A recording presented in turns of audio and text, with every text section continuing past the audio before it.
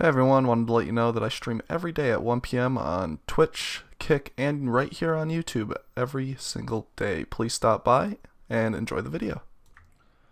Hello everybody, welcome back to Destiny 2. Today we're going to be going over a really strong build here on Warlock, Void Warlock with Felwinter's Helm.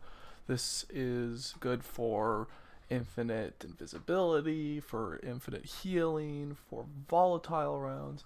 It is nuts. It's super strong. So we're gonna get right into it. For anyone who doesn't really care, here is the subclass. Here is the armor mods. But yeah, we're going to get into it right now. So starting out with Voidwalker, we're using Cataclysm Nova Bomb here. We can also use Vortex if you really want to. Healing Rift, Burst Glide. You can use whatever jump you like. Obviously, we only have one melee. I'm using Vortex nades, but Scatter nades are also pretty good. If you want another type of debuff, you can use Suppressing nades. For aspects, we're using Child of the Old Gods. So this is when you cast a Rift, you create a Void Soul. When you damage a target with a weapon, your Void Soul flies to them and drains them, doing damage and weakening them. So it will weaken them. That's another way we can weaken. We're also using Feed the Void, so defeating a target with a Void ability grants Devour. For fragments, finish or final blows create a burst of void damage that causes nearby combatants to become volatile. So on top of weakening them with our helmet, it will also make them volatile. Finisher final blows also make us invisible. So you can, on top of making them volatile and weakening them, it will go invisible if you need invisibility. Echo of Undermining, your void grenades weaken targets. So another way we can weaken just by throwing our grenade. You can also use suppressor nades, so you can weaken and suppress, which is nice. And then defeating weakened targets creates a Orb of Power and Void Breach, both of which will give us Devour. So yeah, it's a pretty good loop, even just in the subclass here of just constant everything. For our exotic, we're obviously using Felwinter's Helm. This is kind of a sleeper pick that not a lot of people use. Warlord's End. Powered melee final blows create a burst of energy that weakens nearby targets. Finishers and final blows against more powerful targets increase the radius of the burst and the length of the weakened effect.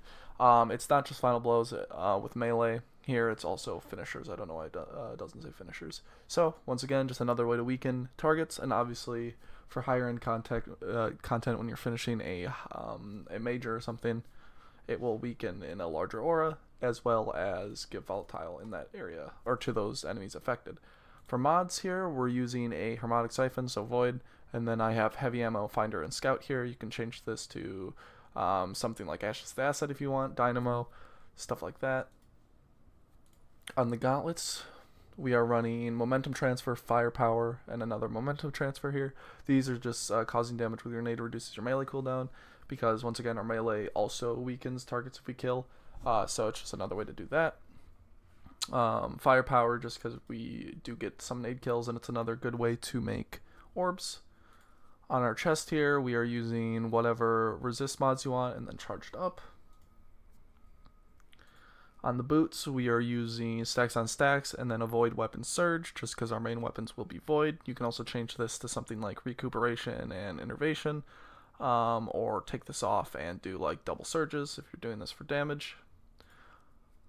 Once again, on the bond, we're using double time dilation. Though if you want this more for ad clear, past what it already is, you can take these off, take off your surge, and you can use special finisher instead, and then like a reaper or something, so you have another way to make an orb.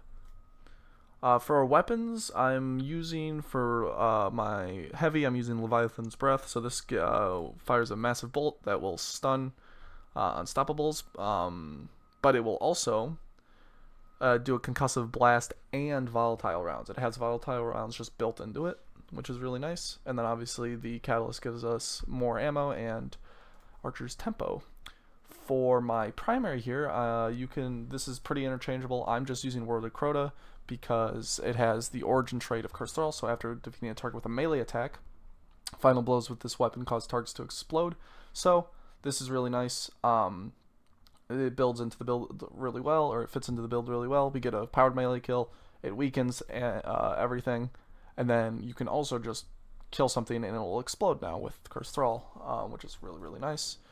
And then this is kind of up to you, whatever you want to use, be it for damage using like a fusion or a sniper, or more ad clear.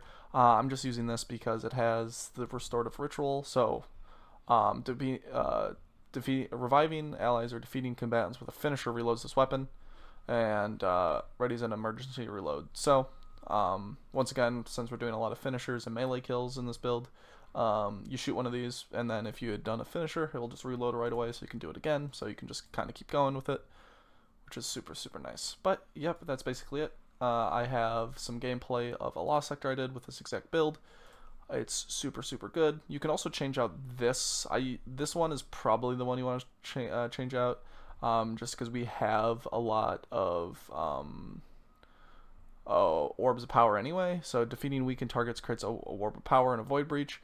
You can change this out with this one here. Defeating targets with grenades grants volatile rounds for your weapons.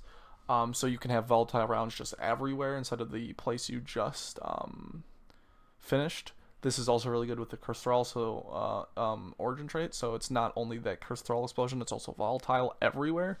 So this is a good one to change out. The rest of these are not necessarily mandatory. Like this one you could probably change for like lower end content to this. I like this just because going invisible, like when you're about to die, is really good. Obviously you'll probably have Devour when you get a finisher off, so you'll heal up to full, but it's still nice to be invisible so you can run to a different location if everything's shooting at you.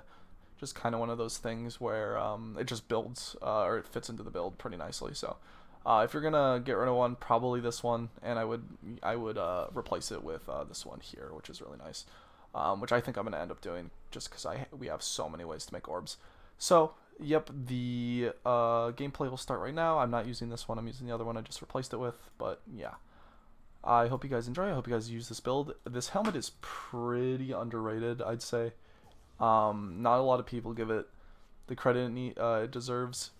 Because there are other ways to weaken in this game, obviously with tether or tractor.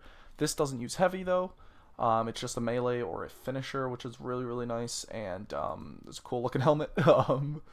But yeah, I definitely think more people should be using this because it has a pretty good use case for most things. But I hope you guys enjoyed the video. Hope you guys try out the build, and I will see you in the next video. Peace.